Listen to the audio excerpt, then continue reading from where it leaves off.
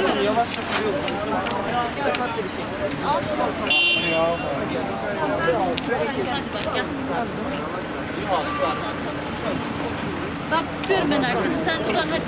Hadi bakalım tutuyorum ben seni. Yavaşça uzun. Tam sıkıntı yok. Ayağını yavaş.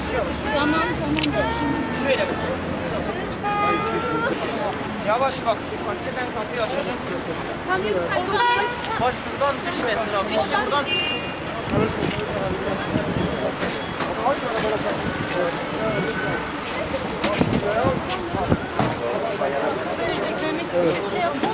Can abi. Oradan bırakmayın.